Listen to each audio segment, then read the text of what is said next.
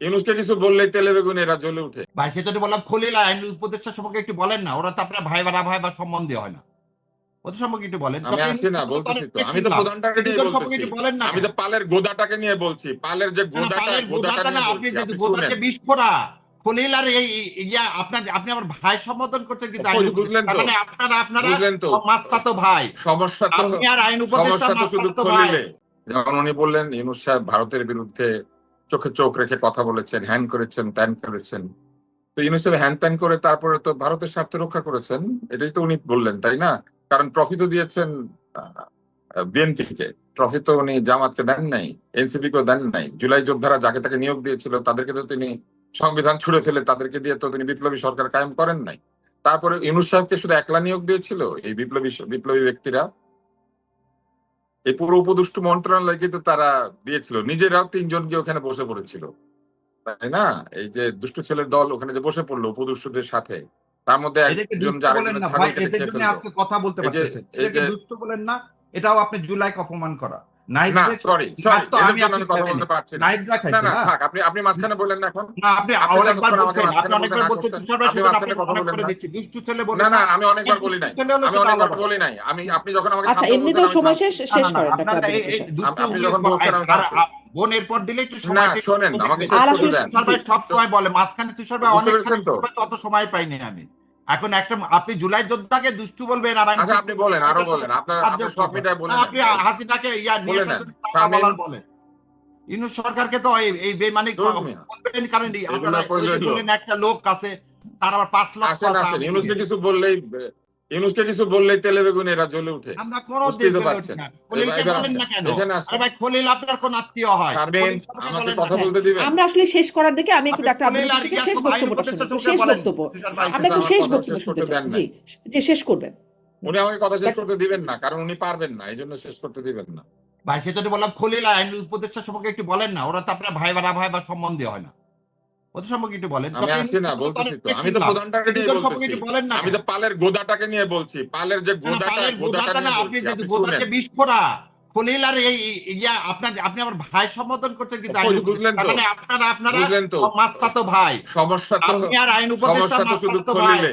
রসুনের এক ওই জায়গা দেখেন, না, ওই দেখেন, ওই রেল দেখেন, স্টেশন বলেই মতো যাচ্ছে কিন্তু। রসুনের এক জায়গা। থামতে দেন। আচ্ছা আপনি থামলে বলবো। এবার দেখেন আপনার সম্বন্ধে সম্পর্কিত বলেন, জি, নাহলে শারমিন, বাস্তবে আলাদা কথা। জি, আমি একটু শারমিন, শেষ আপনি করতে বুঝতে চাই পারছেন আসলে। তো? জি, হ্যাঁ, আপনি ডাক্তার আমাকে আব্দুল কথা বলতে হোসেন। দিতে হবে, উনি দিবে না কিন্তু। হুম। আপনি ওনাকে মিউট করেন, তারপরে আমাকে কথা বলতে দেন, নাহলে হবে না। আমি না পেয়ে গেলাম। বলেন, না ব্যাস এবার তুমি। আপনার ফ্রি, হ্যাঁ আপনাকে দিয়ে দিলাম ফ্লোর, যান তুই যান। হ্যাঁ হ্যাঁ, আর কিছু আসেন। বলবো না, একদম ফ্রি দিয়ে যে দিলাম। জায়গাতে ছিলাম সেটা হচ্ছে, ওয়ার্কআউট। এই ইউনূস তো অনেক ভালো, তাই না? কিন্তু এই ইউনূস কিন্তু আবার দলীয়করণ করেছে, এটা উনিই বলেছেন। ইউনূস অনেক ভালো, কিন্তু ইউনূস বিএনপি কে ক্ষমতা দিয়ে দিয়েছে। ইউনূস অনেক ভালো, কিন্তু ইউনূস সাহেবই কিন্তু আসলে চুক্তিটা সাইন করেছে। ইউনূস অনেক ভালো বলে কি বলেছেন, এই চুক্তি না করলে নাকি আমেরিকার সঙ্গে আমাদের আমাদের কি বলে, সচিব ছাড়া ট্যাক্স এই হতো 39%। আন্ডারে আমাদের সচিব ট্যাক্স ছাড়া এখনই, মন্ত্রী বা আমাদের উপদেষ্টা সাইন করতে এই যে পারে দেখেন না। শেষ থামবে না, শুনি শুনি তুষার ভাই জানে। এই যে দেখেন ডাক্তার আব্দুল থামবে না, হোসেনকে সবাই কিছু একটু বলে দিই, উনি কোন কিন্তু থামবে উপদেষ্টা না, বা উনি বলে মন্ত্রী, যাবে। না একটু শোনেন না এটা কেন? হচ্ছে উপদেষ্টা স্বভাব। বা মন্ত্রী এটা সাইন হচ্ছে করতে যখন পারে কেউ না, পারে না সেক্রেটারিকে তখন সাইন মাঝখানে করতে কথা হয়। বলতে থাকে, আপনি এটা রুমগুলা ভুল করতে থাকে। ইয়া দিলেন, আপনার মতো লোক তো এটা জানার কথা যে সেক্রেটারিরাই জি, চুক্তিতে সাইন করে, কোন উপদেষ্টা বা মন্ত্রী সাইন করেন। এটা জি তো জি আপনার ভাইয়া, জানার জি কথা কি ভাই? জি, আপনি আচ্ছা এটা আমি জানি না আসলে। হ্যাঁ, আপনি জানেন, আপনি সব জানেন। আমি সব আপনি জানি না থামেন, ভাই, আপনি তো এটা আপনি জানেন, আপনি একটু থামেন না, শেষ করতে হবে। হ্যাঁ জি, আপনার ব্যাস থামেন হ্যাঁ, না। আমরা আপনি আসলে তো শেষ করে জানেন। ফেলবো এখন আজকে।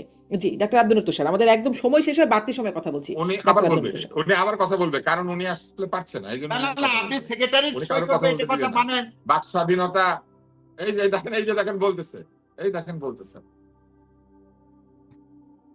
এবার বলেন ডাক্তার আব্দুল তুষার। না এখন আবার বলবে, আমি কথা শুরু করার সাথে সাথে বলবো। এই মজা, এটাই খেলা, বলেন বুঝতে তুষার ভাই, পারছেন? বলেন বলেন বলেন এবার বলেন। এই যে আসেন। বলবেন না বলছেন। হ্যাঁ এইবার আসেন। হ্যাঁ এইবার আসেন। উনি এটা কেন করেছে এটা আমি জানি, ঠিক আছে, এগুলো বলার দরকার নাই। প্রথম হুম, শুধু একটা কথা খালি বলি, যে ইউনূস সাহেবের যখন ওনাদের ভালো লাগে তখন ইউনূসের পক্ষে যুক্তি খুঁজে পায়, আবার ইউনূস সাহেবের যখন ওনাদের ভালো লাগে না তখন ইউনূসের বিপক্ষে যুক্তি খুঁজে পায়। ইউনূস সাহেব বিএনপি কে ক্ষমতা টমতা বুঝাই দিয়েছে, এটা হচ্ছে ওনাদের অভিযোগ। খলিল খারাপ, এটা ওনাদের অভিযোগ। আসিফ নজরুল গাদ্দার, এটা হচ্ছে ওনার অভিযোগ। কিন্তু ওইখানে যে আরো দুইটা উপদেষ্টা বসেছিল তাদেরকে পাহারা দেওয়ার জন্য, তারা চুপ করে করে কি করছিল তখন? তারা চুপ করে দেখছিল। আমি দূর হতে তোমাকে দেখেছি, তাই মুগ্ধ হয়ে চোখে চেয়ে থেকেছি, বুঝেছেন? বা যে কিনি কিনি রিনি চিনি তোমার যে চিনি চিনি, বুঝতে পেরেছেন? ওনারা চিনি চিনি করেছেন, কিন্তু ওনারা কোনো বাধা দেন নাই। ক্ষমতায় থাকা অবস্থায় ইউনূস সাহেব ওনারা একটা কথা বলেন নাই। আমি বুঝলাম এই চুক্তি সই করার সময় ওই দুইজন ছিল না, ওই দুইজন চাকরি ছেড়ে দিয়েছিল। কারণ ইউনূস সাহেব তো ক্ষমতা বুঝায় দেওয়ার 7 দিন আগে চুক্তি সাইন করেছেন। কিন্তু ইউনূস সাহেব আরো চুক্তি সাইন করতে পারতেন। এবার সাংস্কৃতিক বিপ্লব নিয়ে গল্পটা বলি। কথায় কথায় ওনারা আবার চলে যান চীন দেশে। চীন অনেক ভালো ছিল। সাংস্কৃতিক বিপ্লবের যে 4 জন সূচনা করেছিল, ওই 4 জনকে বর্তমান চীনের যে সরকার 4 জনকে ফাঁসিতে ঝুলাই দিছিল। ফলে সাংস্কৃতিক বিপ্লব কোন উদাহরণ না, বরং সাংস্কৃতিক বিপ্লব হচ্ছে চীনে যে মাও ভিত্তিক একটা ফ্যাসিস্ট সরকার কায়েম করার যে চেষ্টা করা হয়েছিল, সেইটার উদাহরণ হচ্ছে সাংস্কৃতিক বিপ্লব, পার্জিং। ওইটা হয়েছিল, এবং ওই যে কালচারাল রেভলিউশন, এখন তো সব আটকে গিয়েছে, আপনারা সব আটকে গিয়েছেন। আমার না, কথা আমি শুনতে রেকর্ড পাচ্ছি। হচ্ছে? না শুনতে আচ্ছা, পাচ্ছি না, ভাই, না, শুনতে ওই পাচ্ছি। সাংস্কৃতিক বিপ্লবে যে ঘটনাটা ঘটেছিল, ওইখানে মাও সেতুং এর স্ত্রী পর্যন্ত ছিল ওই সাংস্কৃতিক বিপ্লবের মধ্যে, এবং দেং জিয়াওপিং এসে, ওই সরকার এসে এই এই 4 জনকে কিন্তু ঝুলিয়ে দিয়েছিল। অতএব সাংস্কৃতিক বিপ্লবের সঙ্গে এই বিপ্লবের তুলনা করা হচ্ছে অত্যন্ত দুর্বল একটা কাজ। সাংস্কৃতিক বিপ্লবের সঙ্গে এই বিপ্লবের কোনো তুলনাই হতে পারে না। এইটা ভয়ঙ্কর, কারণ ওই বিপ্লবের সাথে তুলনা করলে তো এই ঘটনা এইভাবে হুম, ঘটবে, এটা তো ঘটার কথা না, হবে না। অতএব সাংস্কৃতিক বিপ্লব ছিল একটা ব্যর্থ কাহিনী। মাও পরবর্তী চীনকে ভুল পথে পরিচালিত করার লক্ষ্যে একটা পার্জিং হয়েছিল, এবং সেই পার্জিং এ কমিউনিস্ট পার্টির ভিতরে শত শত লোককে হত্যা করা হয়েছিল। এইটা হচ্ছে ওই সাংস্কৃতিক বিপ্লবের ইতিহাস। বই পড়তে হবে, শুধু এই কিছু কিছু আইনের বই পড়লে হবে না, ইতিহাসের বইটাই পড়তে হবে। এইবার আসেন পরের চুক্তিতে যাই। ইউনূস সাহেব খুব ভালো মানুষ, উনি সব ভালো ভালো কাজ করেছেন। উনি যদি এত ভালোই কাজ করে থাকেন, তাহলে ওনার নির্বাচনটা ভালো হয়েছে। সেই নির্বাচনের মাধ্যমে জনগণের ভোটে একটি 2/3 সরকার এসেছে, এবং 2/3 সরকার সংবিধান এবং আইনের ক্ষমতা বলে যা যা করবে, তাহলে সব ঠিক আছে।